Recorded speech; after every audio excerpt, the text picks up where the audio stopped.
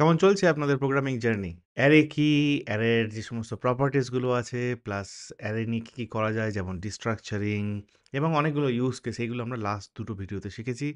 আমি আপনাদের সাথে টাস্কও শেয়ার করেছি। তার মানে হচ্ছে ওই টাস্কগুলো যদি আপনি করেন ভিডিও দেখার পরে, তাহলে ভিডিওর কনসেপ্টগুলো আপনার কাছে পুরোপুরি ক্লিয়ার হয়ে যাওয়া উচিত। যদি এখনও পর্যন্ত টাস্কগুলো না করেন তাহলে আমি বলব যে এই ভিডিওটা শুরু করার আগে প্লিজ টাস্কগুলো সম্পূর্ণ করুন। সেগুলো গিটহাবে দেওয়া আছে এবং তার লিঙ্কও শেয়ার করা আছে ভিডিও ডেসক্রিপশনে। এই ভিডিওতে মূলত আমরা ফোকাস করব অ্যারের মেথডস নিয়ে। প্রবলেম হলো অ্যারের মধ্যে অসংখ্য মেথডস আছে এবং সমস্ত মেথডগুলো এরকম যে আপনার কোনো না কোনো ইউজ কেস বা প্রবলেম সলভ করতে সেগুলো কাজে লাগবে। তো আমরা যখন এই মেথডগুলো নিয়ে আলোচনা করব এই ভিডিওতে, তখন আমরা এটাও আলোচনা করব যে কোন জায়গাতে আপনি এই মেথডটা ইউজ করবেন। বা এই মেথডটার পরিবর্তে অন্য কোনো মেথড এই পার্টিকুলার পরিস্থিতিতে আমরা ইউজ করতে পারি কিনা এবং ইউজ করলে আমাদের লাভ কী হবে, লোকসান কী হবে, এই জিনিসগুলো আমরা মাঝে, মাঝে টেনে আনবো। প্রত্যেকটা মেথড যখন আমরা আলোচনা করব, তখন তার পাশাপাশি আমরা কিন্তু তার এক্সাম্পলও দেখব। আমরা সেগুলোকে কোডে করে দেখব এবং দেখব যে তার ফাইনাল আউটপুট কী হয়। সবশেষে এই ভিডিওটা যখন আপনারা পাবেন বা পাবলিশ হবে, যে task.md ফাইল আছে সেটাও আপডেট হয়ে যাবে অনেকগুলো টাস্ক এবং কোয়েশ্চেনস দিয়ে। বুঝতেই পারছেন যখন আমরা মেথডস নিয়ে আলোচনা করছি, এই যে টাস্কগুলো আমি দেবো আপনাদের সেগুলো একটু শক্ত হবে এবং সেগুলো অনেকগুলো ইউজ কেস পরিপ্রেক্ষিতে হবে। তার মানে কি? ওই টাস্কগুলো যদি আপনি সলভ করতে পারেন, তখন আপনি বুঝতে পারবেন আচ্ছা এই টাস্কটা সলভ করতে আমাকে এই মেথডটা ইউজ করতে হবে। কেন আমি এই মেথডটা ইউজ করব? এবং যখন আপনি ইউজ করবেন এবং যখন সেই জিনিসটাকে পুরোপুরি কমপ্লিট করবেন, তারপরে দেখবেন যে আপনার বাস্তবিক জীবনে, প্রোগ্রামিং জীবনে যখন সিমিলার কাইন্ড অফ সিচুয়েশন আসছে, আপনি ইজিলি বুঝতে পারছেন যে কোন মেথডটা আপনাকে ইউজ করতে হবে অ্যারের এবং কীভাবে জিনিসটাকে সলভ করতে হবে। এইজন্য কিন্তু টাস্ক দেওয়া। আর আমি বারবার এই জন্যই বলি যে প্লিজ টাস্কগুলোকে করবেন। আমি জানি এটা ফ্রি ইউটিউব ভিডিও, কোনো কোর্সের পার্ট না। আপনারা আমাকে কোনো রকম পয়সা দেন না, আমি কিছু নিই না। কিন্তু তাও আমি চেষ্টা করছি যে আপনারা যাতে ভালোভাবে শেখেন এবং একটা কোর্সের মতোই কিন্তু আমরা এই জিনিসটাকে নিয়ে চলেছি। তো প্লিজ আমি যেহেতু টাইম দিচ্ছি, আপনারাও টাইম দিন এবং শিখুন। তো চলুন শুরু করি অ্যারে মেথডস নিয়ে। আমার দায়িত্ব আপনাদের মনে করিয়ে দেওয়া আর আপনাদের দায়িত্ব আমার এই কথাটা শোনা। তো অ্যাজ ইউজুয়াল আমি বলব যে যদি আমার পড়ানো আপনার ভালো লাগে এবং আমার যে কনটেন্টগুলো সেগুলো আপনার সত্যিই উপকারে আসে তাহলে তাপসক্রিপ্ট বাংলাকে প্লিজ সাবস্ক্রাইব করবেন এবং আমার ভিডিওগুলোকে লাইক এবং কমেন্ট করবেন। এবং তার পাশাপাশি আরেকটা হেল্প চাইবো যে আমার যে ইংলিশ চ্যানেলটা আছে তাপস অধিকারী ওটাতে প্লিজ সাবস্ক্রাইব করুন। তার কারণ ওখানেও আমি যে সমস্ত কনটেন্টগুলো বানাই সেগুলো বানাতে অনেক, অনেক পরিশ্রম লাগে। আর তার পাশাপাশি এই যে কিউআর কোডটি আছে, কিউআর কোডটি স্ক্যান করলে আপনি আমার অন্যান্য লিঙ্কগুলো পাবেন যেখানে আমাকে ফলো করতে পারেন বা আমার সাথে কথা বলতে পারেন। অনেক, অনেক ধন্যবাদ আপনাকে। আপনারা যদি টোটাল অ্যারের মেথডসগুলোকে দেখেন অসংখ্য মেথড আছে। কিন্তু মেইনলি আমার মনে হয় যে আমরা ওগুলোকে ৩ টে গ্রুপে ভাগ করতে পারি। মানে একটা গ্রুপ হতে পারে যে আপনি অ্যারের মধ্যে যে এলিমেন্টগুলো আছে সেগুলো কিভাবে ক্রিয়েট, আপডেট, তারপরে রিমুভ বা অ্যাক্সেস। অ্যাক্সেস মানে হচ্ছে রিড করা। এটা করতে চান। এটা একরকম হতে পারে। এর উপরে অনেকগুলো মেথড আছে। তারপরে আবার অ্যারের কিছু স্ট্যাটিক মেথড আছে। স্ট্যাটিক মানে কি? মনে আছে আমরা যখন অ্যারে নিউ অ্যারে দিয়ে ক্রিয়েট করছিলাম, মানে ইনস্ট্যান্স দিয়ে, তখন কি হচ্ছিল? নিউ কিওয়ার্ড দিয়ে আমরা যখন ক্রিয়েট করছিলাম অ্যারের ইনস্ট্যান্স তৈরি হচ্ছিল। তারপরে যখন আমরা সাবস্ক্রিপ্ট বা লিটারাল দিয়ে অ্যারে তৈরি করছিলাম, তখনও কিন্তু একটা অ্যারের ইনস্ট্যান্স তৈরি হচ্ছিল। কারণ হচ্ছে array A, capital A, RRAY জাভাস্ক্রিপ্টের দেওয়া একটা অংশ। তার মধ্যে অ্যারের কিছু বৈশিষ্ট্য আছে এবং সেইটাকে এক্সটেন্ড করে আমি আমার নিজস্ব অ্যারে তৈরি করছি। আমি যে এরকম লিখি যে const a equals to 23 এই যে একটা অ্যারে আমি তৈরি করলাম, যার মধ্যে একটা এলিমেন্ট আছে এলিমেন্ট 23। এটার মানে হচ্ছে আমি এই জাভাস্ক্রিপ্টে যে অ্যারে আছে, যে অ্যারে অবজেক্ট আছে, সেই অ্যারে অবজেক্টের একটা ইনস্ট্যান্স, একটা রেফারেন্স আমি তৈরি করেছি যার ভ্যালু দিয়েছি হচ্ছে একটা নতুন অ্যারের ভ্যালু। ঠিক আছে? তো যখনই আমি অ্যাক্সেস করতে যাবো কোনো মেথড এই পার্টিকুলার অ্যারের ওপরে, আমি জেনারেলি এরকম করব a.push আমরা এটা দেখেছি এর আগে। পুশ অ্যারের একটা মেথড যেটা নতুন কোনো একটা এলিমেন্টকে অ্যারের মধ্যে পুশ করতে চায়। আমরা এটা আগে দেখেছি। এই যে ডট পুশ এই জিনিসটা আমরা করতে পারছি তার কারণ হচ্ছে জাভাস্ক্রিপ্টের যে অ্যারে আছে, মেইন যে অ্যারে, যদি আমি কে এখন প্রিন্ট করি এবং এইখানে আমি যদি দেখি দেখবেন যে প্রোটোটাইপ আছে অ্যারে 0। এটাকে যদি আপনারা এক্সটেন্ড করেন এর মধ্যে দেখুন কতগুলো মেথড আছে, সমস্ত মেথড, অ্যারে যত মেথড আপনি চাইবেন এতগুলো মেথড আছে। তার মানে আমি যখন একটা অ্যারের ইনস্ট্যান্স তৈরি করছি তখন জাভাস্ক্রিপ্টের অ্যারের মধ্যে যতগুলো মেথড আছে ততগুলো মেথড এই ইনস্ট্যান্সটাতে অ্যাভেলেবেল। আমি ইনস্ট্যান্সের উপরে কল করতে পারি। পুশ, অ্যাড, কনক্যাট, এভরি প্রত্যেকটা মেথড আমরা দেখব। প্রত্যেকটা মেথড আমরা দেখব যে কী জিনিস করে সেই মেথড। কতগুলো মেথড আমরা অলরেডি দেখেও ফেলেছি, সেগুলোকে রিপিট করব না, বাট নতুন সমস্ত মেথড আমরা দেখব। এছাড়াও এই ইনস্ট্যান্সের উপরে এই মেথডগুলো ছাড়াও অ্যারের এই পার্টিকুলার অবজেক্টের উপরে কিন্তু কিছু স্ট্যাটিক মেথড থাকে। তো প্রথম যে জিনিসটা ছিল সেটা হচ্ছে ক্রিয়েট, আপডেট, রিমুভ আর অ্যাক্সেস এলিমেন্ট। তারপরের মেথডটা হচ্ছে স্ট্যাটিক মেথড। মানে অ্যারের কিছু স্ট্যাটিক মেথডস আছে। এইগুলোকে নিয়ে আমরা আলোচনা করব। অ্যারের কী, কী স্ট্যাটিক মেথডস আছে।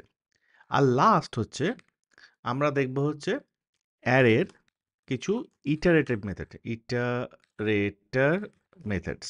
এই ৩টিই মূলত আছে। তাছাড়াও আরেকটা জিনিস আছে যেটা আমরা মিস করব না, সেটা হচ্ছে অ্যারের ইমিউটেবিলিটি নিয়ে আমরা কিছু কথা বলব এবং কোন, কোন মেথডসগুলো অ্যারের ক্ষেত্রে ইমিউটেবল সেগুলো আমরা কথা বলব। তো মোটামুটি ৪ টে ভাগ। একটা হচ্ছে অ্যারের এলিমেন্টগুলোকে কিভাবে ক্রিয়েট, আপডেট, রিমুভ, অ্যাক্সেস করা যায়। আরেকটা হচ্ছে অ্যারের স্ট্যাটিক মেথডস নিয়ে কথা বলা। আরেকটা অ্যারের যে ইটারেটর মেথড, মানে অ্যারের মধ্যে যে এলিমেন্টগুলো আছে সেগুলোর মধ্যে একটা করে যাওয়া, ইটারেশন ব্যাপারটা। যেমন আমাদের ফর লুপ, ফর ইচ একটা মেথড আছে। ঠিক আছে? ম্যাপ, রিডিউস, এগুলো হচ্ছে ইটারেটর মেথড। ওগুলো নিয়ে কথা বলব। আর ইমিউটেবিলিটি, অ্যারের মধ্যে কোন, কোন মেথডগুলো আছে যেগুলো অ্যারেকে চেঞ্জ করে না। অ্যারের অনেক মেথড আছে যেগুলো সোর্স অ্যারেকে চেঞ্জ করে দেয় যখন আমরা তার উপরে মেথডটাকে অ্যাপ্লাই করি। কিন্তু এমন কিছু মেথড আছে যেটা অ্যারের যে সোর্স অ্যারে সেটাকে চেঞ্জ করে না। সেগুলো হচ্ছে ইমিউটেবল মেথড। ওইগুলোকে নিয়ে কথা বলবো এবং কখন এগুলো কাজে লাগে। তো এতগুলো ভাগ এবং এতগুলো মেথড, চলুন আমরা লেগে পড়ি প্রথম যে গ্রুপটা সেটা নিয়ে, সেটা হচ্ছে create, update, remove, access methods. বিগত দুটো পার্টে এখনো পর্যন্ত আমরা এই মেথডগুলো নিয়ে পরিচিতি পেয়েছি। যেমন পুশ কী করে, একটা এলিমেন্টকে ইনসার্ট করে একটা অ্যারের এন্ডে। আনশিফট কী করে, সেম ইনসার্টই করে কিন্তু একটা অ্যারের শুরুতে। পপ কী করে, একটা এলিমেন্টকে রিমুভ করে অ্যারের এন্ড থেকে। শিফট কী করে, একটা এলিমেন্টকে রিমুভই করে কিন্তু অ্যারের বিগিনিং থেকে। স্লাইস কী করে, একটা অ্যারের একটা শ্যালো কপি তৈরি করে, এটা আমরা দেখেছি। এবং অ্যারের মধ্যেকার একটা স্ট্যাটিক মেথড আমরা অলরেডি দেখেছি। দেখুন, অ্যারে ডট ইস অ্যারে।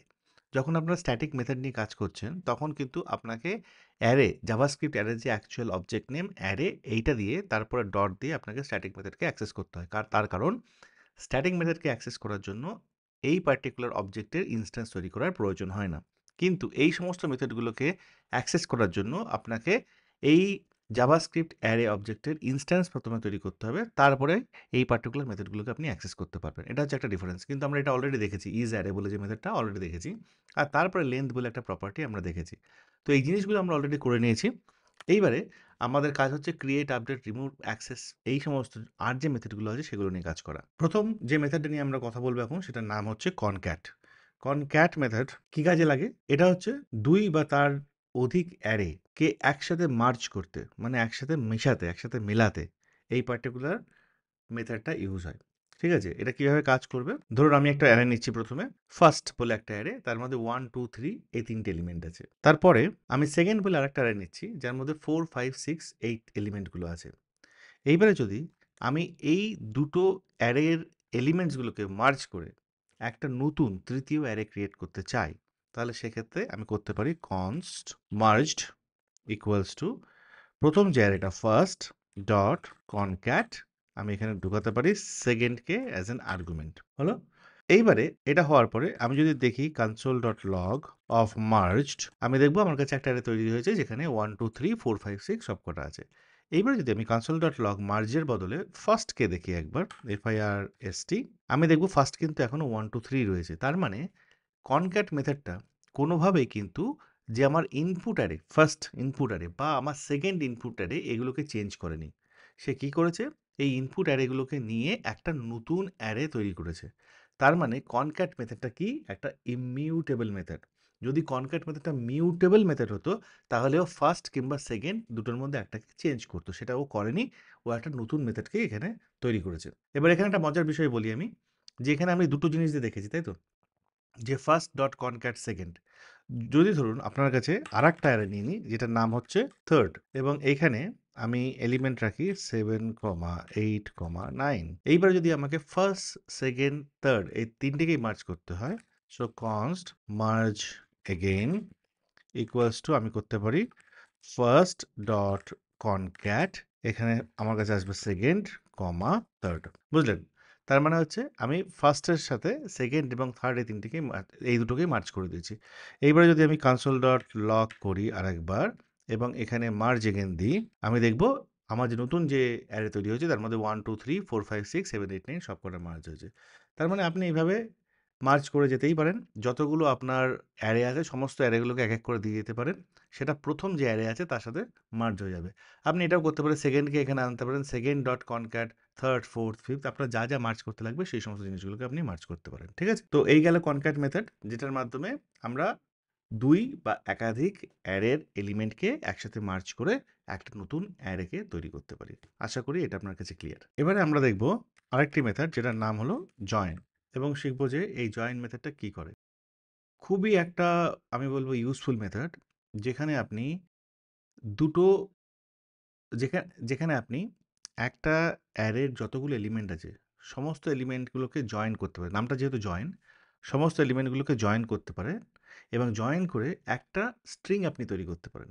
যেমন ধরুন, আপনার কাছে একটা অ্যারে আছে ইমোশনস বলে। আমরা এই ধরনের অ্যারে আগে দেখেছি, যার মধ্যে এতগুলো ইমোশনস আছে: হাসির ইমোশন, ভালোবাসার ইমোশন, চোখ উপরে করার ইমোশন, দুঃখের ইমোশন, সমস্ত ইমোশন আছে। এবার এই সমস্ত ইমোশনগুলোকে আমি একবারে জড়ো করতে চাই, যে আমার কাছে কি কি ইমোশন আছে তার একটা স্ট্রিং আমি বানাতে চাই। তাহলে সেক্ষেত্রে আমি করব const joined equals to emotions dot join. যদি আমি এইটুকুই করি এবং এবারে কনসোল ডট লগ এই জয়েন যদি আমি প্রিন্ট করি, দেখুন তো কি হলো। আমি একটা স্ট্রিং পেয়েছি এখানে। এটা কিন্তু আর অ্যারে নেই, জয়েন্ট কিন্তু আর অ্যারে নেই। আমি একটা স্ট্রিং পেয়েছি যেটা অ্যারের সমস্ত এলিমেন্টগুলোকে নিয়েছে এবং সেগুলোকে সব জয়েন করে দিয়েছে। জয়েনটা কি দিয়ে করেছে? জয়েনটা করেছে বাই ডিফল্ট কমা দিয়ে। এর কারণ, জয়েন মেথড যখন আমি ইউজ করছি এবং তার মধ্যে যদি কোনো প্যারামিটার আমি পাস না করি, বাই ডিফল্ট জাভাস্ক্রিপ্ট কমাকে প্যারামিটার হিসেবে নেয় এবং কমা দিয়ে সমস্ত এলিমেন্টগুলোকে জয়েন করে।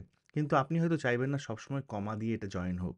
আপনি হয়তো এরকম চাইবেন, জয়েন্ট এগেন, এবং এখানে হয়তো আপনি চাইছেন যে অন্য কোনো আপনার কোনো ক্যারেক্টার দিয়ে সেটা জয়েন হোক। ধরুন এরকম একটা ক্যারেক্টার আপনি বানিয়েছেন, ৩ খানা ক্যারেক্টার দিয়ে একটা সেপারেটর আপনি বানিয়েছেন। এইবার এইখানে যদি আমি কনসোল ডট লক করি এবং সেখানে যদি জয়েন্ট এগেইন করি, মজাটা একবার দেখুন। আমি কিন্তু এবার একটা স্ট্রিং পাচ্ছি যেটা অ্যারের প্রত্যেকটা এলিমেন্টগুলোকে নিয়েছে এবং সেগুলোকে জয়েন করেছে এই পার্টিকুলার ক্যারেক্টারটা দিয়ে, যেই ক্যারেক্টারটা আমি পাস করেছি। তো অনেক সময় আপনার প্রোগ্রামিংয়ে এরকম আসবে যে আপনি একটা অ্যারে পেয়েছেন, তার মধ্যে কিছু এলিমেন্ট আছে, সেই এলিমেন্টগুলোকে তুলে নিয়ে আপনি সেগুলোকে একসাথে মার্জ করে একটা স্ট্রিং তৈরি করতে চাইছেন। তার কারণ ওই স্ট্রিংয়ের ওপরে আপনি কাজ করতে চাইছেন। সেক্ষেত্রে এই পার্টিকুলার অ্যারের ওপরে ফর লুপ চালানোর দরকার নেই, যে আমি একটা, একটা করে এলিমেন্ট বার করে নেব, তারপর একটা ভেরিয়েবল নেব এবং সেগুলোকে আমি কনক্যাটিনেট করে স্ট্রিংয়ের কনক্যাটিনেশন করে জোড়া লাগাবো, না, দরকার নেই। আপনি ডাইরেক্টলি জয়েন মেথডকে ইউজ করবেন এবং আপনার যে সেপারেটর লাগে সেই সেপারেটর দিয়ে সেগুলোকে সেপারেট করবেন। ঠিক আছে? আরেকটা কুল জিনিস হলো যে যদি আপনার কাছে একটা এম্পটি অ্যারে থাকে ধরুন, এবং তারপরে যদি আপনি শুধুমাত্র জয়েন করেন, আপনার কি মনে হয় কি রিটার্ন হবে? এক্ষেত্রে সবসময় কিন্তু একটা এম্পটি স্ট্রিং রিটার্ন হবে। এটা একটা ইন্টারভিউ কোয়েশ্চেন। জিজ্ঞাসা করা হয়, যদি এম্পটি অ্যারে থাকে তার উপরে যদি জয়েনকে আমি দিই তাহলে কি ইউজ হবে? তাহলে কি রিটার্ন করবে? সবসময় এম্পটি।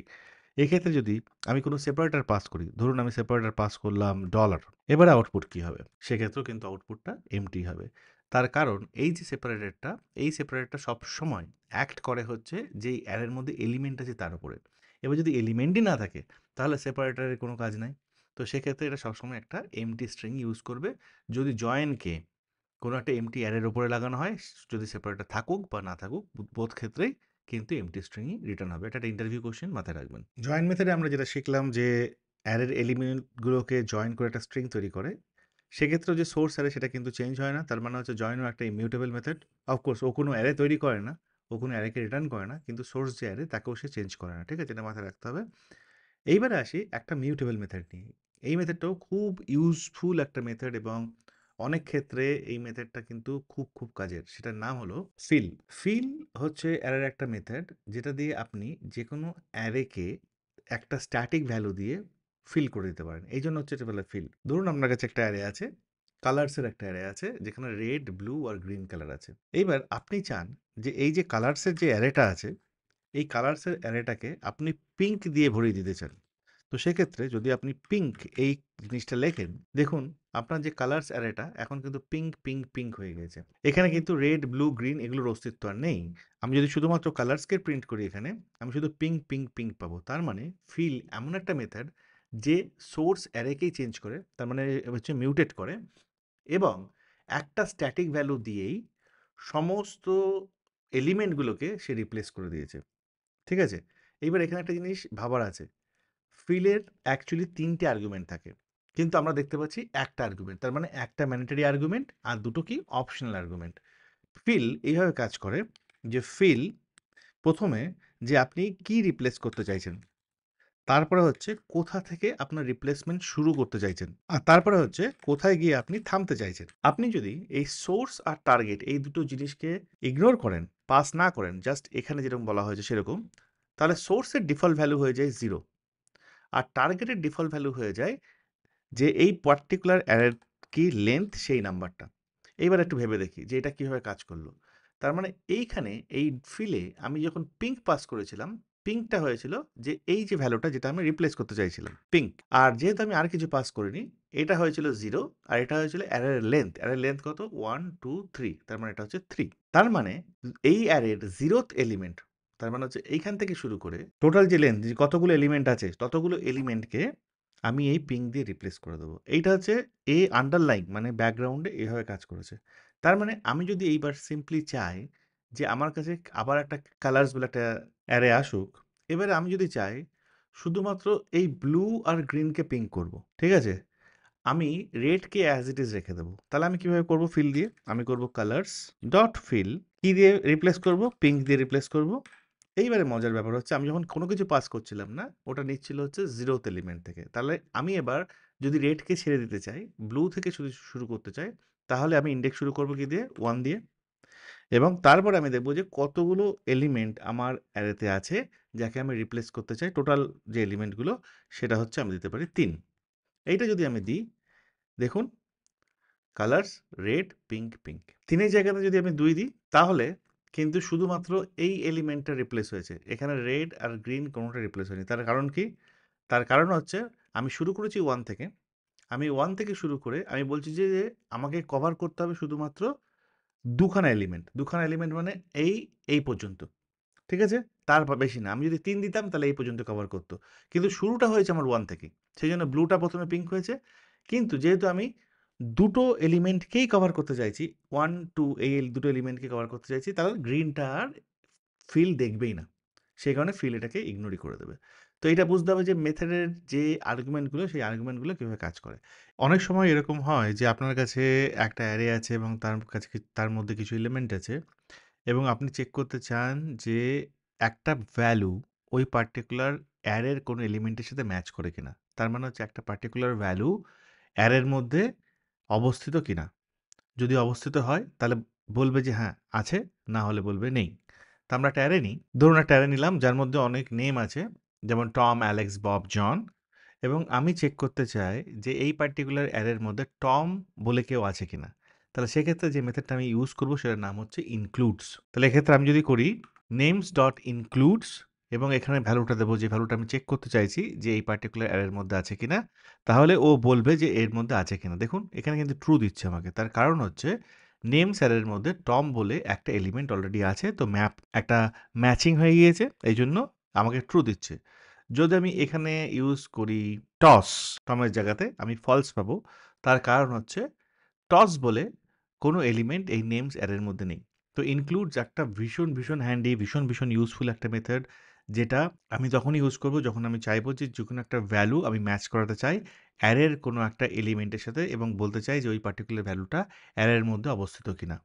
এখানে আরেকটা জিনিস মনে রাখতে হবে যে ইনক্লুড যে মেথডটা অ্যারের মধ্যে আছে সেরকমই কিন্তু একটা মেথড স্ট্রিংসের মধ্যেও আছে। সেক্ষেত্রে আমরা কী করি, যখন স্ট্রিংসের মধ্যে থাকে তখন কোনো একটা ক্যারেক্টার বা একটা ক্যারেক্টার সিকোয়েন্স ওই পার্টিকুলার স্ট্রিংয়ের মধ্যে আছে কিনা, ম্যাচ করে কিনা সেটা জানার জন্য ইনক্লুডস আমরা ব্যবহার করি। সেটা স্ট্রিংয়ের মেথড, কিন্তু এটা অ্যারের মেথড। ইনক্লুডসের যে এক্সাম্পল সেখানে আমরা দেখলাম যে কিভাবে একটা ভ্যালুকে আমরা দেখতে পারি যে ওই অ্যারের মধ্যে আছে কি নেই। কিন্তু অনেক সময় এরকম হয় যে আপনার কাছে একটা ভ্যালু আছে এবং আপনি শুধুমাত্র পেতে চান যে ওই অ্যারের কোন ইন্ডেক্সে সেই ভ্যালুটা আছে। তো দুটোর ইউজ কেস কিন্তু আলাদা। ইনক্লুডের ইউজ কেসে আপনি শুধু জানতে চান যে একটা ভ্যালু অ্যারের মধ্যে আছে কিনা, কিন্তু আরেকটা ইউজ কেস যেখানে থাকতে পারে সেখানে আপনি জানতে চান যে এই ভ্যালুটা এই অ্যারের কোন ইন্ডেক্সে আছে। হয়তো আপনি যদি ওই ইন্ডেক্সের নাম্বারটা পেয়ে যান, ওই ইন্ডেক্সে আপনি তখন অন্য কোনো ভ্যালু ঢোকাতে পারবেন, যেটা ইনক্লুডস দিয়ে সম্ভব নয়। সেই জন্য আরেকটা মেথড আছে যেটার নাম হচ্ছে ইন্ডেক্স অফ। আমি আবারও নেমস অ্যারেটাই নিয়েছি। এবং আমি যদি জানতে চাই যে এই নেমস অ্যারের মধ্যে কোন ইন্ডেক্সে অ্যালেক্স আছে, আমি কি করব? আমি লিখব names dot index of value Alex, এলিমেন্টের ভ্যালু বা এলিমেন্টটা। তো এখানে অ্যালেক্স কোথায় আছে? 0, 1 ফার্স্ট ইন্ডেক্সে আছে, তো আমাকে রিটার্ন করবে 1। আমি যদি এমন কোনো ভ্যালু দিই যেটা অ্যারের মধ্যে অবস্থিতই নয়, যেমন অ্যালেক্সা করলাম, যেটা অ্যালেক্সা নেই এই নেমস অ্যারের মধ্যে, ও আমাকে রিটার্ন করবে -1। তার মানে আমি যখন একটা অ্যারে নিয়ে কাজ করছি এবং আমি জানতে চাইছি যে এই ভ্যালুটা অ্যারের মধ্যে কোন ইন্ডেক্সে আছে, আমি তখন ইজিলি জানতে পারছি ইন্ডেক্স অফ মেথড দিয়ে। এবং যখন ওটা অবস্থিত নয়, তখন কিন্তু আমাকে রিটার্ন করে -1। ইন্ডেক্স অফের মতোই ইন্ডেক্স অফের আরেকটা ভাই বা বোন আছে যেটার নাম হচ্ছে last index of. Last index of কী করে? এটা আমাদের হেল্প করে আইডেন্টিফাই করতে যে index of the last occurrence. এই ইন্ডেক্স অফ কিন্তু সবসময় বলবে index of the first occurrence. তার মানে যদি ধরুন নেমসের মধ্যে এই ববের জায়গাতে আমি অ্যালেক্স করে দিলাম। তার মানে অ্যালেক্স আমার কাছে দুবার আছে। একবার ফার্স্ট ইনডেক্সে, একবার সেকেন্ড ইনডেক্সে। কিরকম? এবারে ফার্স্ট ইনডেক্সে যে অ্যালেক্স আছে সেটাকে যদি আমাকে তুলতে হয় তাহলে আমি ইনডেক্স অফ ইউজ করব। এ সবসময় আমাকে 1 দেবে। তার কারণ হচ্ছে ইনডেক্স অফ যে মেথডটা আছে সেটা হচ্ছে এই পার্টিকুলার ভ্যালুটা অ্যারের মধ্যে ১ম কোন ইনডেক্সে ফাইন্ড হয়েছে সেটা আমাকে রিটার্ন করবে। এটা মাথায় রাখতে হবে। ডুপ্লিকেট ভ্যালু থাকলে ১ম কোন ইনডেক্সে। কিন্তু যদি আমরা লাস্ট ইনডেক্স অফ ইউজ করি তখনও কিন্তু আমাকে বলবে যে এই ভ্যালুটা এই অ্যারের লাস্ট কোন ইন্ডেক্সে ইউজ হয়েছে। এই ক্ষেত্রে কিন্তু আমি পাবো ২। তার কারণ হচ্ছে 0, 1, 2, 1 আর 2 দুটো জায়গাতেই অ্যালেক্স আছে। ফার্স্ট ইউজ হয়েছে হচ্ছে ফার্স্ট ইনডেক্সে, লাস্ট ইউজ হয়েছে সেকেন্ড ইনডেক্সে। সেজন্য লাস্ট ইনডেক্স অফ আমাকে অ্যালেক্স দিচ্ছে 2। আমি যদি লাস্ট ইনডেক্স অফ জন করি, কত দেবে? 3। তার কারণ হচ্ছে জনের লাস্ট এই পার্টিকুলার অ্যারেতে অকারেন্সে 0, 1, 2, 3 তে আছে। আমি যদি লাস্ট ইনডেক্স অফ এর জায়গাতে ফার্স্ট জাস্ট ইনডেক্স অফ করি, সেক্ষেত্রে আমি 3 পাবো। তার কারণ হচ্ছে জন একইবার ইউজ হয়েছে। ফার্স্ট করুন আর লাস্ট করুন। ও কিন্তু 0, 1, 2, 3 তেই সবসময় আছে। তো বোঝা গেল এই জিনিসটা ইনডেক্স অফ আর ইনক্লুডস এর মধ্যে পার্থক্য। এবারে আরেকটা সিম্পল মেথড নিয়ে কথা বলি। যেটা হচ্ছে যে অ্যারের যে এলিমেন্টগুলো আছে এই সমস্ত এলিমেন্টগুলোকে রিভার্স করতে সাহায্য করবে। রিভার্স মানে ১ম ইনডেক্সে টম আছে, লাস্ট ইনডেক্সে বব আছে। এটাকে রিভার্স করে ১ম ইনডেক্সে বব নিয়ে আসবে, লাস্ট ইনডেক্সে টম নিয়ে আসবে। মানে পুরো অ্যারের যে এলিমেন্টগুলো আছে সেগুলোকে রিভার্স করে দেবে। নেমটা যেরকম বলছে রিভার্স মানে সেটা হচ্ছে একই ব্যাপার। রিভার্স বলে আমাকে একটা মেথড দেবে। এই মেথডটা যদি আমরা ইউজ করি, আমরা একটা যে অ্যারে নিয়ে কাজ করছিলাম সেই অ্যারেটাই চেঞ্জ হয়ে তার এলিমেন্টগুলো এবার রিভার্স হয়ে যাবে। তার মানে এটা হচ্ছে এমন একটা মেথড যেটা সোর্স অ্যারেকে মিউটেট করে। ঠিক আছে? আমি যদি এবার নেমসকে এখানে প্রিন্ট করতে চাই, আমি দেখব যে নেমস ১ম এ টম, অ্যালেক্স, বব ছিল। এবার রিভার্স ইউজ করার দরুন এটা বব, অ্যালেক্স, টম হয়েছে। মানে একদম লাস্টের দিকে যে ইনডেক্সের যে এলিমেন্ট আছে সেটা ফার্স্টে চলে আসবে, তারপরেরটা তাকে সেখানে আসবে, তারপরেরটা সেখানে আসবে, এবার পুরো রিভার্স হয়ে যাবে। ঠিক আছে? এখানে আমাকে লুপ চালানোর দরকার নেই। লুপ চালিয়ে একেকটা এলিমেন্টকে সামনে নিয়ে আসার দরকার নেই। রিভার্স ইউজ করলেই রিভার্স হয়ে যাবে আমার অ্যারে। কিন্তু মাথায় রাখতে হবে ইট মডিফাইডস অরিজিনাল অ্যারে, মিউটেশন বা মিউটেবল মেথড। এবারে যে মেথডটা নিয়ে আমরা কথা বলব সেটা হচ্ছে একদম সর্বসাপেক্ষ। মানে এমন একটা মেথড যেটা আপনি ইউজ করবেনই করবেন আপনার প্রোগ্রামিং জীবনে। সেটার নাম হচ্ছে সর্ট, মানে সর্টিং করা। তাই তো? তো অ্যারে যেহেতু একটা ডেটা স্ট্রাকচার, অ্যারের মধ্যে আমরা এলিমেন্ট রাখি। সর্টিং এমন একটা ফিচার বা এমন একটা প্রসেস যার মাধ্যমে আপনি ডেটাকে সর্ট করতে পারেন যে বিভিন্ন রকম উপায়ে। ছোট থেকে বড়, বড় থেকে ছোট এই ধরনের জিনিসে। তো অ্যারে বাই ডিফল্ট সর্ট বলে একটা মেথড দেয় এবং সেই মেথডটাও কিন্তু আবার মিউটেবল মেথড। মানে অ্যাকচুয়াল অ্যারেকে এসে চেঞ্জ করে এবং সেই মেথডটা ইউজ করে আমরা সর্টিং করতে পারি। কিন্তু তার পাশাপাশি বেশ কিছু জিনিস আমাদের মাথায় রাখতে হবে যে সর্টিংয়ে কিছু জিনিস আছে যেগুলোকে আপনি একটু ফোকাস দিয়ে দেখবেন, তাহলে সর্টিংকে আপনি খুব ভালোভাবে শিখতে পারবেন। চলুন আমরা এক করে সেগুলো সব দেখে নিই। এবার আমি একটা অ্যারে নিয়েছি। যেই অ্যারেটা হচ্ছে আর্টিস্টদের একটা অ্যারে। ঠিক আছে? যেখানে ধরুন জন হোয়াইট আছে, লিওনার্দো দা ভিঞ্চি আছে, চার্লস আছে, বিভিন্ন রকমের আর্টিস্ট আছে। এবার এই আর্টিস্টের নেমগুলো যেগুলো আছে সেগুলোকে যদি আমি সর্ট করতে চাই, তাহলে ডেফিনিটলি আমি এই আর্টিস্টের উপরে আর্টিস্ট যে অ্যারে আছে তার উপরে আমি যদি সর্ট লাগাই, এ আমাকে সর্ট করে সর্টেড আর্টিস্টের নেম দেবে। কিন্তু এখানে যে প্রবলেমটা সেটা হচ্ছে আমি যদি আর্টিস্ট ডট সর্ট এটা না করে আমি যদি এরকম করতাম যে let sorted equals to artist dot sorted, এইবারে আমি যদি করতাম যে সর্টেড ইকুয়ালস টু আর্টিস্ট, আমি কিন্তু পাবো ট্রু। তার কারণ সর্ট মেথড সোর্স যে অ্যারে সেটাকেই মিউটেট করেছে, করে সেটাই রিটার্ন করছে। তার মানে এইটা যেটা রিটার্ন যার মধ্যে আমি এইটাকে রাখছি সেটা হচ্ছে জাস্ট এটা আরেকটা রেফারেন্স। আর্টিস্টেরই একটা রেফারেন্স যেটা দুটো সেম মেমরি লোকেশনকেই পয়েন্ট করছে। এটা আমরা শিখেছি আগে অবজেক্টে যে ভিডিও আছে তাতে। তার মানে আপনি এটাকে একটা ভেরিয়েবলে নেন বা না নেন, আপনি অ্যাকচুয়ালি এই আর্টিস্ট যে সোর্স তাকে কিন্তু আপনি মিউটেট করছেন। এটা সবসময় মাথায় রাখবেন, ঠিক আছে? আর সর্ট বাই ডিফল্ট যেটা করে সেটা হচ্ছে অ্যাসেন্ডিং সর্ট। তার মানে ছোট থেকে বড়। আপনি যদি দেখেন ১ম এ চলে এসেছে, তারপরে বি, তারপরে সি, তারপরে জে, তারপরে এল এইভাবে। কিন্তু আমার এখানে একটা হ্যাপাজার্ড ছিল। সর্টিং এর পরে ছোট থেকে বড় এভাবে এসছে। তো এই পর্যন্ত সবকিছু ঠিক আছে। কিন্তু যদি আমাকে এটাকে ডিসেন্ডিং সর্ট করতে হয়, আমি তাহলে কিভাবে করব? আমাকে তো এটা বাই ডিফল্ট অ্যাসেন্ডিং সর্ট দিয়েছে। আমাকে যদি ডিসেন্ডিং সর্ট করতে হয়, তাহলে আমি এই জিনিসটাকে কিভাবে ম্যানেজ করব? তো আপনাকে যদি ডিসেন্ডিং সর্ট করতে হয় বা এই সর্ট যে ডিফল্ট যে সর্ট বিহেভিয়ার সেটাকে যদি কোনোভাবে চেঞ্জ করতে হয়, ওভাররাইড করতে হয়, তাহলে আপনাকে যে জিনিসটা ইউজ করতে হবে সেটাকে বলা হয় কম্প্যারেটর ফাংশন। সর্ট মেথড সবসময় একটা কম্পারেটর ফাংশনকে অ্যাজ এ প্যারামিটার বা অ্যাজ এ আর্গুমেন্ট অ্যাকসেপ্ট করতে পারে। আপনি যদি সেই কম্পারেটর ফাংশনটা না দেন, তাহলে জাভাস্ক্রিপ্ট নিজের কম্পারেটর ফাংশন ইউজ করে আপনার এলিমেন্টগুলোকে কম্পেয়ার করে সর্ট করবে। এবার নিজের কম্পারেটর ফাংশন জাভাস্ক্রিপ্ট কী করে? আপনি এলিমেন্ট যাই দিন না কেন অ্যারের, জাভাস্ক্রিপ্ট প্রথমে সেগুলোকে স্ট্রিংয়ে কনভার্ট করবে। স্ট্রিংয়ে কনভার্ট করে জাভাস্ক্রিপ্ট সেগুলোকে কম্পেয়ার করবে স্ট্রিং হিসাবে এবং তারপরে অ্যাসেন্ডিং অর্ডারে সেটাকে সর্ট করবে। এটা জাভাস্ক্রিপ্টের কম্পারেটর ফাংশন যেটা আছে, ডিফল্ট কম্পারেটর ফাংশন, তার ফাংশনালিটি।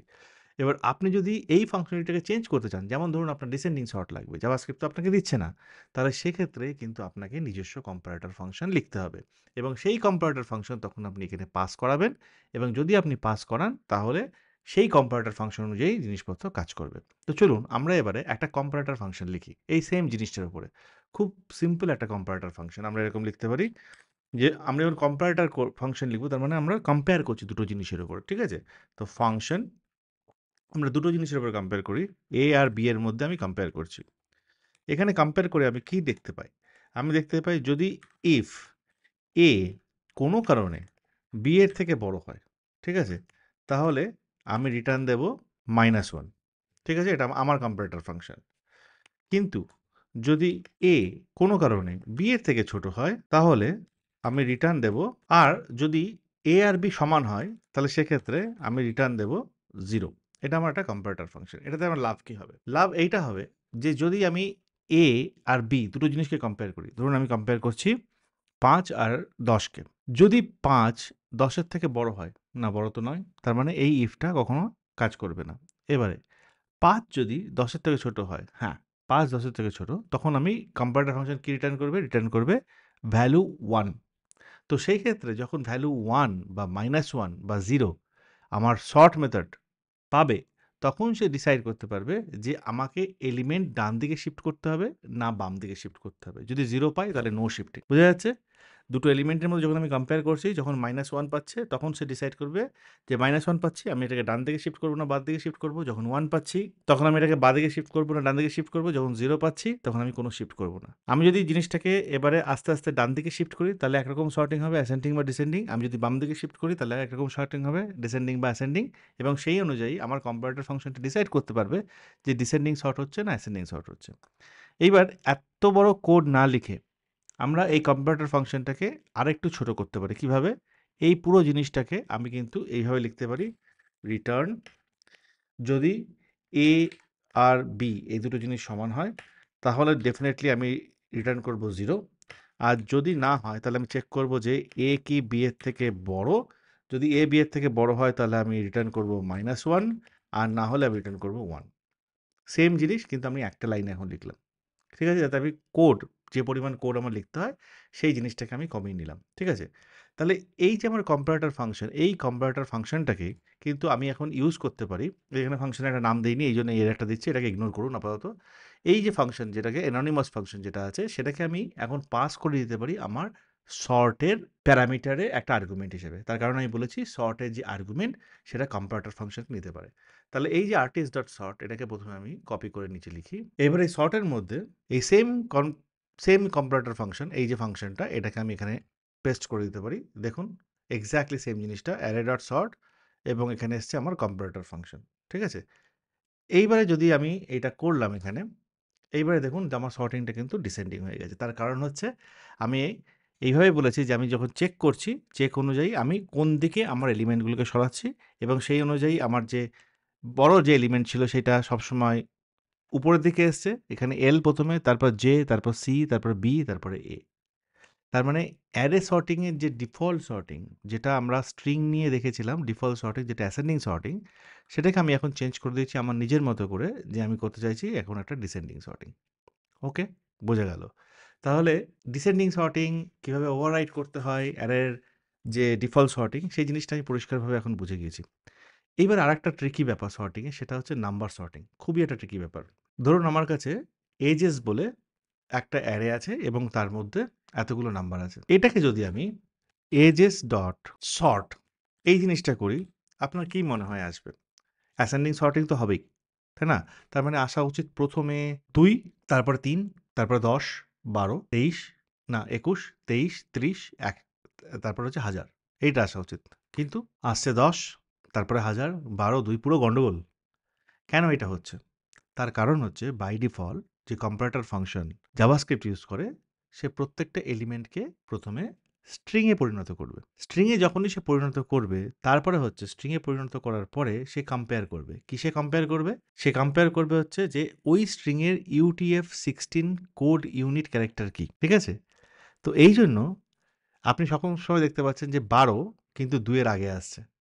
ঠিক আছে? তো এইভাবে আপনি অর্ডারটা এখানে জাভাস্ক্রিপ্টে দিয়ে দিচ্ছেন ডিসাইড করার জন্য, অ্যান্ড ও ডিসাইড করছে কীভাবে?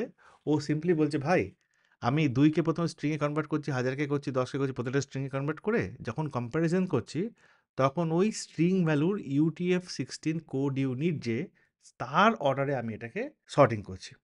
এটা জাভাস্ক্রিপ্টের লজিক। আপনি এটাকে চেঞ্জ করতে পারেন না বা বলতে পারেন না জাভাস্ক্রিপ্টকে যে, জাভাস্ক্রিপ্ট কেন তুমি এরকম করে লিখেছো? কিন্তু আপনাকে যদি চেঞ্জ করতে হয় সত্যি, সত্যি, তখন আপনি কি করতে পারেন? আবার সেই কম্পারেটর ফাংশনের সাহায্য আপনি নিতে পারেন। তো সেক্ষেত্রে আপনি এরকম করতে পারেন এজেস মানে হচ্ছে যে অ্যারেটা ডট সর্ট, এবং এখানে আপনি এবার পাঠাতে পারেন আপনার কম্পারেটর ফাংশন। কি লিখতে পারেন?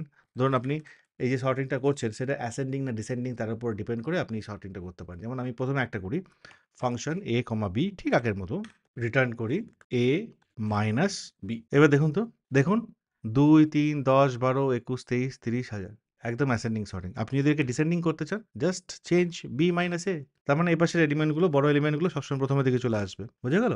তাহলে এবারও আপনি কিন্তু শর্টকে ওভাররাইড করছেন, এবং এক্ষেত্রে যেহেতু নাম্বারে সর্টিং করছি, কম্পারেটর ফাংশন পাস করাটা মাস্ট।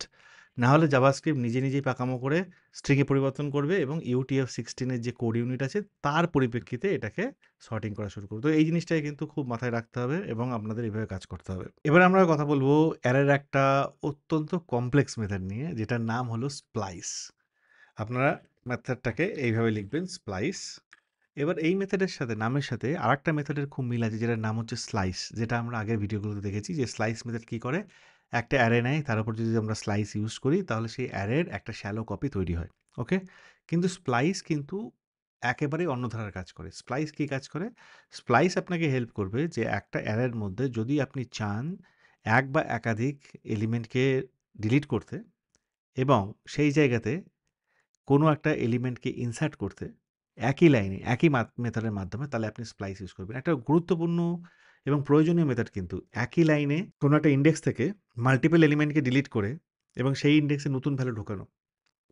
এক্ষেত্রে স্প্লাইস ইউজ হয়। যেহেতু আমরা ডেটা স্ট্রাকচার নিয়ে কাজ করি, অ্যারে একটা ডেটা স্ট্রাকচার। ডেটার স্ট্রাকচারের মধ্যে ডেফিনেটলি আপনি কোনো না কোনো ডেটাকে ডিলিট করবেন, ইনসার্ট করবেন। আপনার কাছে এরকম একটা ইউজ কেস হয়তো থাকলো যে আপনি একটা অ্যারে পেলেন as a response, API response. তার মধ্যে 3rd যে ইন্ডেক্স আছে সেখান থেকে 4th, 5th এই দুটো এলিমেন্টকে আপনি ডিলিট করে 3rd ইন্ডেক্সে আপনি একটা নতুন এলিমেন্ট ঢোকাবেন এবং একটা নতুন অ্যারেকে তৈরি করবেন। এরকম জিনিস যদি আপনাকে করতে হয়, সেক্ষেত্রে কিন্তু আপনাকে স্প্লাইস ইউজ করতে হবে। চলুন আমরা একটা এক্সাম্পল দিয়ে প্রথমে বুঝি। আবারও সেই নেমস অ্যারে আমি নিয়েছি। এবার আমি যদি চাই যে এই নেমস অ্যারের এই যে অ্যালেক্স এখানে আছে 0, 1, এই ফার্স্ট ইন্ডেক্সে আমি একটা নতুন এলিমেন্ট ঢোকাবো, কিন্তু কিছু ডিলিট করব না। ঠিক আছে? আমি কিছু ডিলিট করছি না। তাহলে আমি লিখব নেমস ডট স্প্লাইস। কোন ইন্ডেক্সে আমি ঢোকাবো বলেছি? ফার্স্ট ইন্ডেক্সে। আমি কিছু ডিলিট করব না। এইজন্য আমি দিচ্ছি 0। 0 হচ্ছে কতগুলো এলিমেন্ট এই ইন্ডেক্সে আমি ডিলিট করতে চাই। ফার্স্ট ইন্ডেক্স থেকে শুরু করে কতগুলো এলিমেন্ট আমি ডিলিট করতে চাই, আমি দিচ্ছি 0। এবং ডিলিট করার পরে আমি একটা নতুন এলিমেন্ট সেখানে ইনসার্ট করতে চাই। আমি নাম দিয়েছি জ্যাক। এইটা যদি করি তাহলে কি হবে? 0, 1 ফার্স্ট ইন্ডেক্স হচ্ছে এখানে অ্যালেক্স। অ্যালেক্সের এই জায়গা থেকে আমি কিছু ডিলিট করছি না, কিন্তু আমি জ্যাককে ফার্স্ট ইন্ডেক্সে ঢুকিয়ে দিচ্ছি। যখনই আমি স্প্লাইস মেথড দিয়ে জ্যাককে ঢোকাতে চাইবো, তখন কিন্তু অ্যালেক্স কখনো রিপ্লেস হবে না। জ্যাক এখানে ঢুকে যাবে, ঢুকে পরের ঘরে অ্যালেক্স চলে যাবে, তার পরের ঘরে বব চলে যাবে। ঠিক আছে? তার মানে আমার যে নেমস এখন যে অ্যারেটা হবে সেটা হবে টম, তারপরে ফার্স্টে আসছে জ্যাক, অ্যালেক্স এক ঘর সরে গেল, বব এক ঘর সরে গেল। সিম্পল ব্যাপার। এবার আরেকটা জিনিস এখানে দেখুন যে এই যে স্প্লাইস মেথড যে জিনিসটাকে রিটার্ন করেছে সেটা একটা এমটি অ্যারে এখানে। কিন্তু যে নেমস যে অ্যাকচুয়াল সোর্স অ্যারে ছিল তাকে মিউটেট করে নতুন ভ্যালুকে ঢুকিয়েছে। কিন্তু স্প্লাইস মেথড যেটাকে রিটার্ন করেছে সেটা হচ্ছে একটা এমটি অ্যারে। এই এমটি অ্যারে জিনিসটা কি? আর একটা ইন্টারভিউ কোশ্চেন। স্প্লাইস যখন কোনো জিনিসকে রিটার্ন করে, সে কি রিটার্ন করে? সে রিটার্ন করে একটা অ্যারে, যার মধ্যে থাকে হচ্ছে যে সে কোন কোন এলিমেন্টকে সোর্স অ্যারে থেকে ডিলিট করেছে। যেহেতু আমি বলেছি যে কোনো কিছু ডিলিট করবেন না, সেই জন্য এই অ্যারেটা এমটি, তার মানে কোনো কিছু ডিলিট করেনি। এবারে যদি আমি আরেকটা এক্সাম্পল নিই, আমি সেম এখন তো নেমস আমার কাছে আছে যে এইটা, এইবার আমি এটাকে করি const deleted equals to names dot splice second index থেকে শুরু করে একটা এলিমেন্ট ডিলিট করে সেইখানে একটা নতুন এলিমেন্ট ঢোকাও। আমি একদম গল্পের মতো একে বললাম। সেকেন্ড ইন্ডেক্স থেকে শুরু করে একটা এলিমেন্ট ডিলিট করে সেখানে নতুন এলিমেন্ট ঢোকাও। সেকেন্ড ইন্ডেক্স মানে 0 1 2 অ্যালেক্স। অ্যালেক্সকে ডিলিট করো, করে এই ইন্ডেক্সেই তাপসকে ঢোকাও। তার মানে এখানে আমি রিপ্লেস করছি। অ্যালেক্সকে রিপ্লেস করে আমি তাপস ঢোকাচ্ছি। তারপর যখন এন্টার দিচ্ছি, আচ্ছা স্প্লাইস মিসিং হয়ে গেছে। আমি যখন এন্টার দিচ্ছি, এবারে যদি আমি এখানে ডিলিটেডকে প্রিন্ট করি, আমি দেখছি অ্যালেক্স এসছে। তার কারণ কি? আমি বলেছিলাম যে স্প্লাইস যেটা রিটার্ন করে সেটা হলো যে ও কোন কোন এলিমেন্টকে ও ডিলিট করেছে। আমি বলেছি যে এই সেকেন্ড ইন্ডেক্সে এসে একটা এলিমেন্টকে ডিলিট করতে। সেকেন্ড ইন্ডেক্স মানে 0 1 2 তে এসে একটা এলিমেন্টকে ডিলিট করতে, তার মানে অ্যালেক্স ডিলিট হয়েছে। এইবারে এই নেম স্যারের মধ্যে কি থাকবে? যেহেতু অ্যালেক্স ডিলিট হয়েছে এবং সেখানে তাপস ঢুকেছে, তাহলে থাকবে টম, জ্যাক, তাপস, বব। তাহলে আমি যদি নেমসকে এবার প্রিন্ট করি, টম, জ্যাক, তাপস, বব। বোঝা যাচ্ছে? তার মানে আমি যদি কোনো একটা অ্যারে পাই, সেই অ্যারে থেকে আমি মাল্টিপল এলিমেন্টকে কোনো একটা ইন্ডেক্স থেকে শুরু করে ডিলিট করতে চাই এবং সেই স্টার্টিং ইন্ডেক্সে আমি কোনো ভ্যালুকে ইনসার্ট করতে চাই, তখন আমি ইউজ করব স্প্লাইস। স্লাইস নয়। স্লাইস হচ্ছে যখন শ্যালো কপি বানাতে চাই কোনো একটা অ্যারের। স্প্লাইস আর স্প্লাইসের মধ্যে কী ডিফারেন্স? Interview question. স্প্লাইস কেন ইউজ হয়? এই ধরনের মানে কী রিটার্ন করে, কেন রিটার্ন করে? ইন্টারভিউ কোশ্চেনস একটু মাথায় রাখবেন। এবারে একটা টাস্ক, দুটো টাস্ক অ্যাকচুয়ালি। সেটা হচ্ছে ধরুন আপনার কাছে একটা অ্যারে আছে। এই অ্যারেটাই না, এই অ্যারেটাই ধরুন যদি আছে। তো স্প্লাইস মেথড দিয়ে ১ম টাস্ক, এটা আমি টাস্ক ডট এমডি তে অ্যাডও করে দেবো। স্প্লাইস মেথড দিয়ে আপনি কি পারবেন যে এই অ্যারেটাকে পুরোপুরি এমটি অ্যারে বানাতে? ১ম টাস্ক। ঠিক আছে? সেকেন্ড টাস্ক, এতগুলো উপায়ে যেকোনো একটা অ্যারেকে এমটি করা যেতে পারে। সেটা হচ্ছে অ্যারে ডট লেন যদি ইউজ করেন ইকুয়ালস টু 0 করেন, একটা অ্যারে এমটি হয়ে যাবে। অ্যারে ইকুয়ালস টু যদি সাবস্ক্রিপ্ট ইউজ করেন, একটা অ্যারে এমটি হয়ে যাবে। অ্যারে ডট শিফট যদি আপনি ইউজ করেন লুপের মধ্যে, তাহলে অ্যারে এমটি হয়ে যাবে। অ্যারে ডট পপ যদি ইউজ করেন লুপের মধ্যে, তাহলে অ্যারে এমটি হয়ে যাবে। অ্যারে ডট স্প্লাইস যেটা আপনার আগের টাস্ক ছিল, সেটাকে ইউজ করে আপনি অ্যারেকে এমটি করতে পারেন। সেকেন্ড টাস্ক হচ্ছে এর মধ্যে সবথেকে এফিশিয়েন্ট মেথড কোনটা? যেটা দিয়ে একটা অ্যারেকে পুরোপুরি তার এলিমেন্টগুলোকে সবগুলোকে ডিলিট করে অ্যারেকে এমটি করা যায়। এটা হচ্ছে আপনার সেকেন্ড টাস্ক। এটা আপনি করবেন এবং দেখবেন যে কীভাবে করতে হয়। যদি কোনোভাবে আটকে যান, অফকোর্স এসে আমাকে জিজ্ঞাসা করবেন। আমি নিশ্চয়ই হেল্প করব। আমাদের কাছে যখন একটা অ্যারে থাকে এবং সেই অ্যারের কোনো একটা এলিমেন্টকে যখন আমি অ্যাক্সেস করতে চাই, ধরুন আমার কাছে একটা অ্যারে আছে এখন যে সমস্ত জাঙ্ক ফুডগুলো আমি খাই বা ভালোবাসি। এটা সত্যি কথা, এই জাঙ্ক ফুড সমস্তগুলো আমার খুব ভালো লাগে। তো এই সমস্ত জাঙ্ক ফুডগুলো যেগুলো আমার খুব ভালো লাগে, সেখান থেকে যদি আমি নেগেটিভ ইনডেক্স ইউজ করে কোনো জিনিসকে তুলতে চাই, পজিটিভ ইনডেক্স মানে আমি ৩ যদি দিই, তার মানে 0 1 2 3 তে আমি আর সবথেকে ফেভারিট পিজ্জা পাবো। কিন্তু যদি সিমিলারলি আমি -3 এখানে দিই, আমি পাবো আনডিফাইন্ড। এরকম তো নয় যে আমি যখন -3 দিচ্ছি, এ পিছন থেকে ক্যালকুলেট করা শুরু করলো। কিন্তু আপনার ইউজ কেসে এরকম জিনিস থাকতেই পারে যে আপনি খুব তাড়াতাড়ি বা এফিশিয়েন্ট ওয়েতে একটা মেথড ইউজ করেই ১ম দিক থেকে অ্যারেকে অ্যাক্সেস করতে চান, অ্যারের এলিমেন্টকে, আবার পিছন দিক থেকেও অ্যারের এলিমেন্টকে অ্যাক্সেস করতে চান। এইরকম জিনিস করার জন্যই জাভাস্ক্রিপ্টের নতুন একটা মেথড অ্যারেতে নতুন একটা মেথড ইউজ করা মানে ইন্ট্রোডিউস করা হয়েছে যেটার নাম হচ্ছে অ্যাট। এই অ্যাট কি করে? অ্যাট অ্যাকচুয়ালি একটা ইনডেক্স নেয়। সেটা পজিটিভ ইনডেক্স হতে পারে, আবার নেগেটিভ ইনডেক্স হতে পারে। এবং সে কি করে? যদি পজিটিভ ইনডেক্স দেওয়া হয়, তাহলে সে একদম শুরু থেকে ট্রাভার্স করে আপনাকে এলিমেন্টটা দেয়।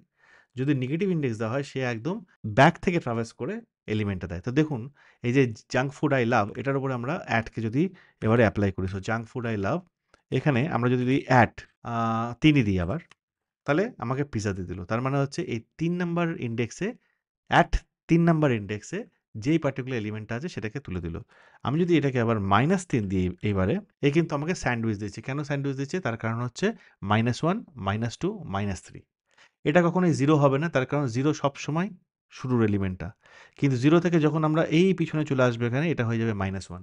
তাহলে -1, -2, -3। আমি যদি সেরকমভাবে এবারে যদি পিজ্জাকে পেতে চাই পিছন দিক থেকে, তাহলে আমি দেবো -5।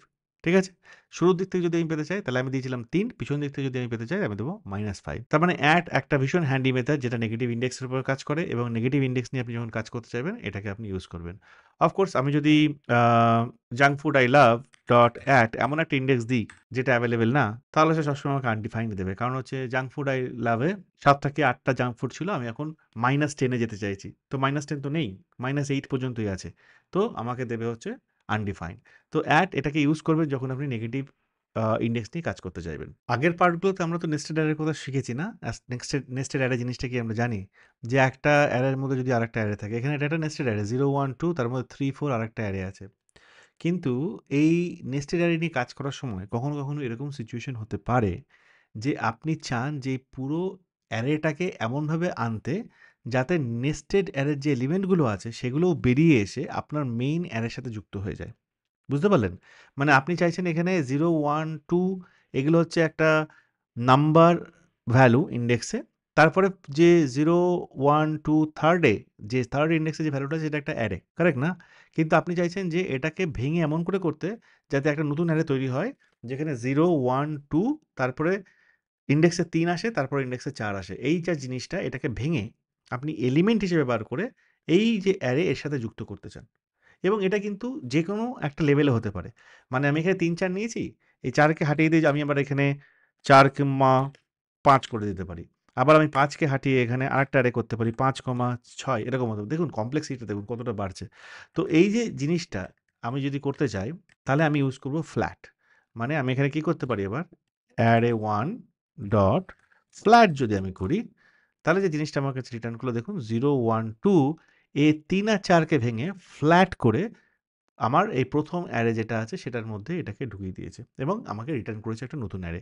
এক্ষেত্রে ARR1 কিন্তু চেঞ্জ হয়নি। যেটা আমি পেয়েছি সেটা হচ্ছে একটা নতুন array as a return value তার মানে এটা মিউটেবল মেথড নয়। এবার যদি আমি আরেকটু কমপ্লেক্স এক্সাম্পল নিই, আমি নিলাম array2 যেখানে 0, 1 তারপরে আছে একটা অ্যারে। সেই অ্যারের মধ্যে আছে ১ম এলিমেন্ট 2 তারপরে সেকেন্ড এলিমেন্ট আবার একটা অ্যারে। তারপরে আছে ১ম এলিমেন্ট ৩ তারপরের আছে আবার একটা অ্যারে।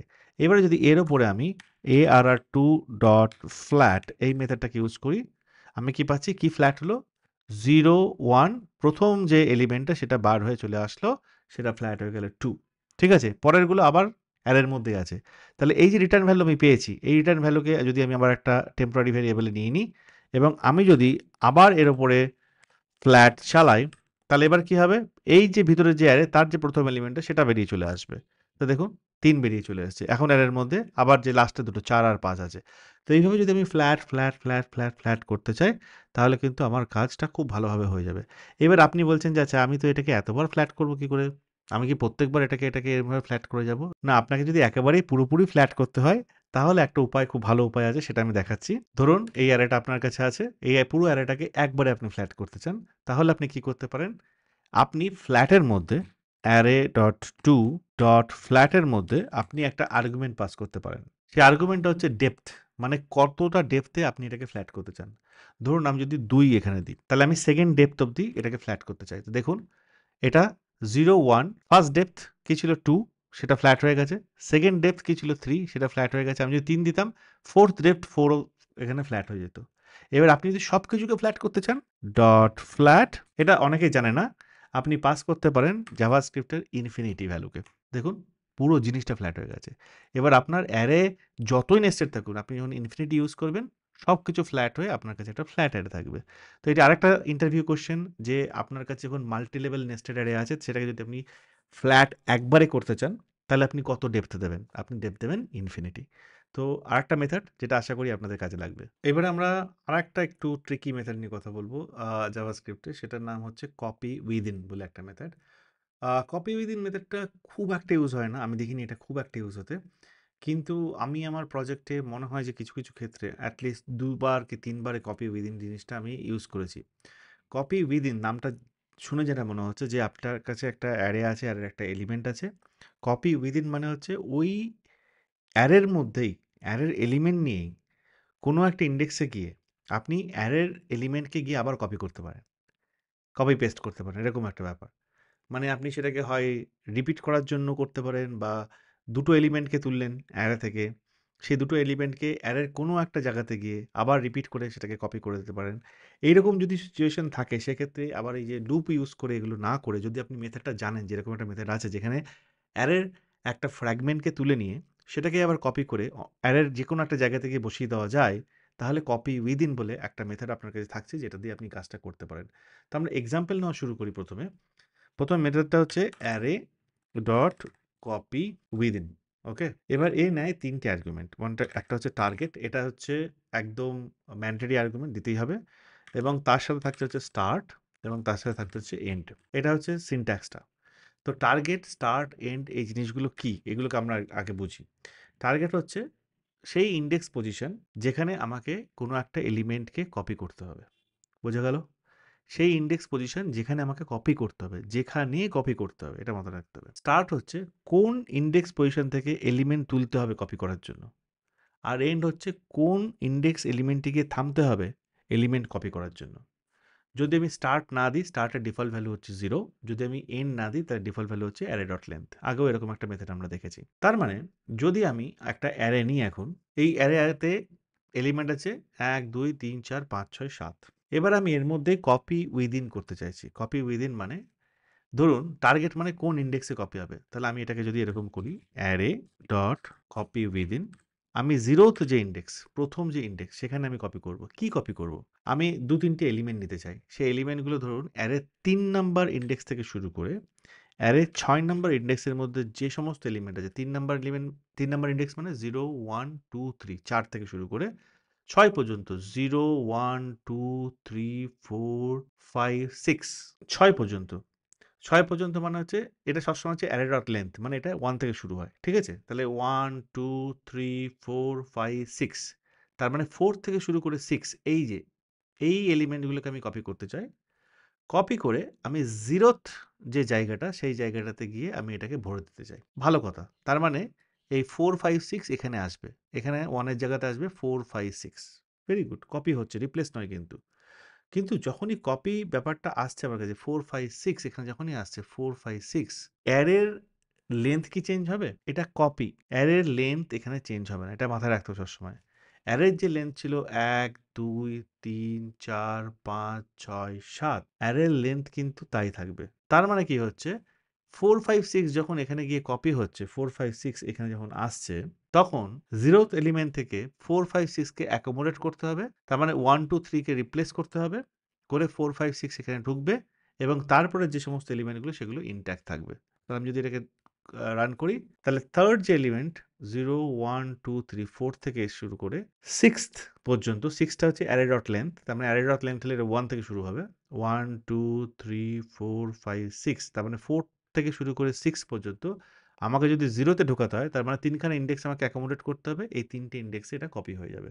বাদবাকি জিনিসগুলো অ্যাজ ইট ইজ থাকবে। এইভাবে কপি ডট উইদিন কাজ করে। একটু ট্রিকি, কিন্তু আপনারা কয়েকবার প্র্যাকটিস করলে পেয়ে যাবেন। আচ্ছা, এই জিনিসটাকে আমরা আরেকবার করি। যে এই অ্যারেটাই আবার নিলাম। এবার আপনারা আমার সাথে এটাকে করার চেষ্টা করুন, এই এক্সাম্পলটাকে।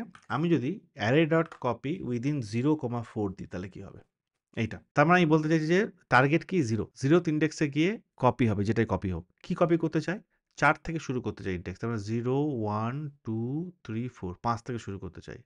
যদি লাস্ট টার্গেট না দিই যে কত দূর পর্যন্ত কপি করব, তাহলে সবসময় array dot length. Array dot length মানে হচ্ছে এখানে 1, 2, 3, 4, 5, 6, 7। 7 মানে আমাকে 1 থেকে কাউন্ট করতে হবে। 1, 2, 3, 4, 5, 6, 7। তার মানে 5 থেকে শুরু করে 7 পর্যন্ত ৫, ৬, ৭ কপি হয়ে ঢুকে যাবে হচ্ছে 0th এলিমেন্টে। তার মানে হচ্ছে ৩ খানা ঘর এ জায়গা নেবে। ৫, ৬, ৭। তারপর থেকে ৪, ৫, ৬, ৭ অ্যাজ ইট ইজ। তারপর দেখি ৫, ৬, ৭, তারপর থেকে ৪, ৫, ৬, ৭ অ্যাজ ইট ইজ। হলো কপি উইদিন। তাহলে কপি উইদিন এমন একটা মেথড যেটা একটা রেঞ্জ অফ এলিমেন্টস, যেটাকে আপনি এই 2nd আর 3rd আর্গুমেন্ট দিয়ে দেন। রেঞ্জ অফ এলিমেন্টসকে তুলে কোথায় কপি করতে হবে সেটা আপনি ফার্স্ট আর্গুমেন্ট দিয়ে দেয়, সেখানে কপি করতে হবে। গুরুত্বপূর্ণ বিষয় যেটা, সেটা হচ্ছে যে যখন কপিটা হচ্ছে, যতগুলো এলিমেন্ট কপি হচ্ছে, সেই জায়গা থেকে, সেই ইন্ডেক্স থেকে সে কিন্তু ততগুলো ঘরকে অকুপাই করবে, সমস্ত এলিমেন্টকে রিপ্লেস করে দেবে, বাদবাকি যা কিছু ছিল সমস্ত কিছু এইভাবে থাকবে। আমি যদি অ্যারেকে এখানে প্রিন্ট করি, অ্যারে চেঞ্জ হয়ে এটা হয়ে গেছে, তার মানে এটা একটা মিউটেবল মেথড, এটা মিউটেট করেছে। বোঝা গেল? এখনো পর্যন্ত আমরা অ্যারের সেই সমস্ত মেথডগুলো দেখলাম যেগুলো অ্যারেকে মিউটেট করে এবং কিছু মেথড যেগুলো ইমিউটেবিলিটি নিয়ে কাজ করে। এইবারে ৪ টে প্রধান মেথড নিয়ে আমরা কথা বলব যেগুলো অ্যারেতে ইমিউটেবিলিটি সরাসরি নিয়ে আসে। যেমন সেই মেথডগুলো হচ্ছে to reversed, to sorted, to spliced আর উইথ। এই ৪ টে মেথড আধুনিক কালে খুব রিসেন্টলি অ্যাড করা হয়েছে অ্যারেতে। তো এগুলো কি কাজ করে? প্রথম ৩ টি মেথড নিয়ে কাজ করি। তারপরে আমরা উইথ নিয়ে কাজ করব। টু রিভার্সড, আমরা রিভার্স বলে একটা মেথড শিখেছি যেটা অ্যারের এলিমেন্টগুলোকে রিভার্স করে। আমরা সর্ট বলে একটা মেথড শিখেছি যেটা অ্যারে এলিমেন্টগুলোকে সর্ট করে। আমরা স্প্লাইস বলে একটা মেথড শিখেছি সেই অ্যারে এলিমেন্টের মধ্যে এলিমেন্টগুলোকে কি করে ডিলিট করা এবং এড করা এইজন্য সে কাজ করে। কিন্তু ৩ টে মেথডের যে জিনিসটা ছিল সেই জিনিসটা হচ্ছে যে ওই ৩ টে মেথডই কিন্তু সোর্স যে অ্যারে সেটাকে মিউটেট বা চেঞ্জ করে দিচ্ছিল। তো সেক্ষেত্রে আমাদের অনেক প্রবলেম হয়। যেমন আমরা এখন রিঅ্যাক্টের স্টেট নিয়ে কাজ করি এবং যদি আমাদের সেই পার্টিকুলার স্টেটের ভ্যালুকে আমাদের রিভার্স করতে হয় বা সর্ট করতে হয়, তাতে আমরা কী করতে হয়? আবার আমাদের একটা ভেরিয়েবল বা কিছু নিজে থেকে স্টেট ক্রিয়েট করে সেভাবে আমাদের সেটাকে ম্যানেজ করতে হয়। তার থেকে সেটা হয়তো আমরা স্প্রেড অপারেটর দিয়ে করি।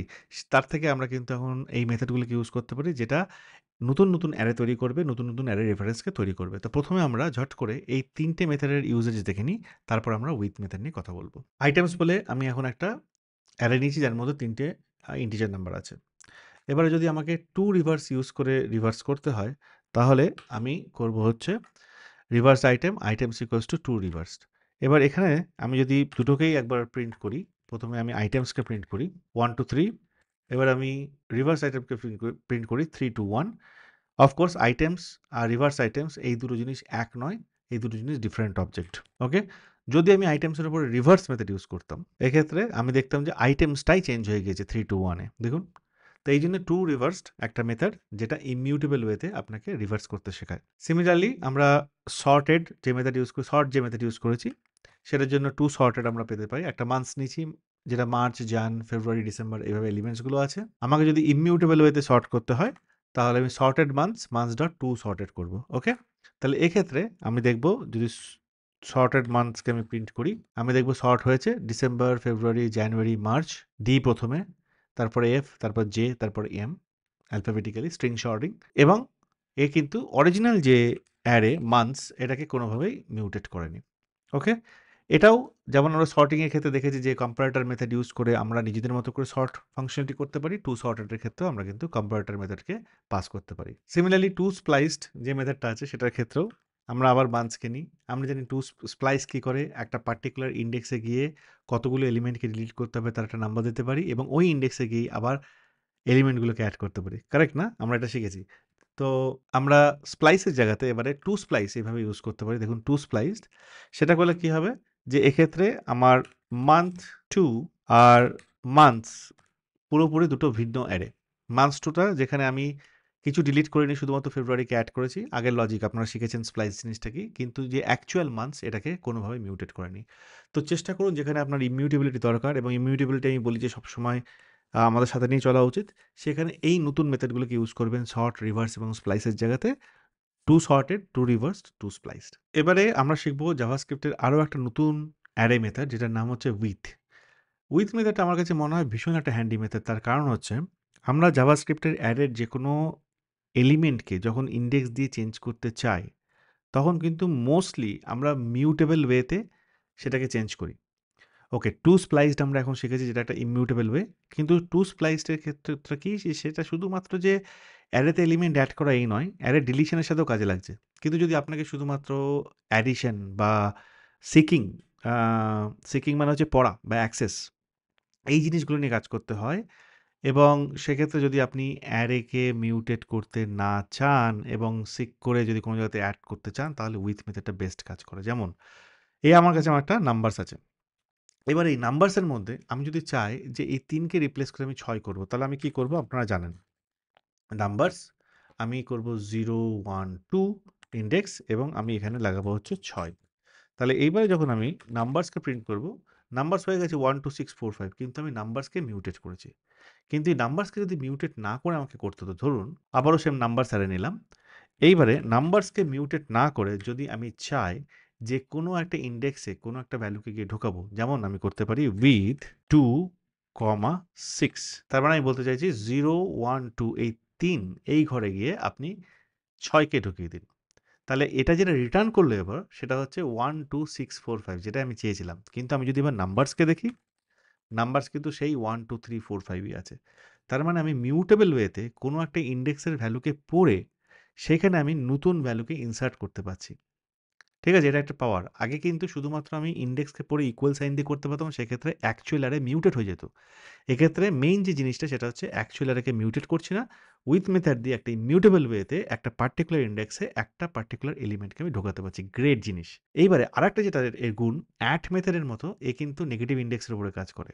আমি যদি চাই আমি করতে পারি নাম্বারস ডট উইথ -2, 10। তাহলে -1 হচ্ছে 5, -2 হচ্ছে 4। একে রিটার্ন করলে আমাকে 4 এর জায়গাতে রিপ্লেস করে 10 ঢুকিয়ে দিয়েছে। তার মানে 1, 2, 3, 10, 5। আমি কিন্তু এইটা কখনোই করতে পারতাম না নাম্বারস -2 ইকুয়ালস টু 10। এটা অ্যাকসেপ্টেড না। আমি যদি নাম্বারসে যাই এটা কখনোই কাজ করবে না। ঠিক আছে? দেখুন এখানে কি করেছে ও -2 10 মানে একটা অবজেক্ট ঢুকিয়ে দিয়েছে। যার কি ভ্যালু হচ্ছে -2 আর ভ্যালু হচ্ছে 10। এটা আমি কখনোই চাই না। তো এই জিনিসগুলো মানে দেখতে লাগে যে আচ্ছা এইভাবে কাজ করবে কিন্তু কাজটা উল্টো করেছে। এখান থেকে সেভ করার জন্য কিন্তু মেথডস লাইক উইথ আপনাকে ইউজ করতে হবে। আর উইথ আর অ্যাট এর মধ্যে ডিফারেন্সটা কি? অ্যাট হচ্ছে শুধুমাত্র একটা অ্যাক্সেসের মেথড। যে আপনার পজিটিভ ইনডেক্স বা নেগেটিভ ইনডেক্সে কি ভ্যালু আছে সেটাকে অ্যাক্সেস করে আপনাকে দিতে পারবে। উইথ একটা নতুন ভ্যালুকে ইনসার্ট বা রিপ্লেস করার মেথড আপনার পজিটিভ কিংবা নেগেটিভ ইন্ডেক্সে আপনার অ্যাকচুয়াল অ্যারেকে মিউটেড বা পরিবর্তন না করে। আশা করি এই মেথডটা আপনারা ইউজ করবেন। খুবই একটা হ্যান্ডি মেথড। এখানে আমাদের এই পার্ট শেষ। এই পার্টে আমরা বেশ কিছু মেথড শিখেছি। কিন্তু শিখলেই হবে না, ভিডিও দেখলেই হবে না। আপনাদের প্র্যাকটিস করতে হবে। প্লিজ task.md কে খুলে দেখুন।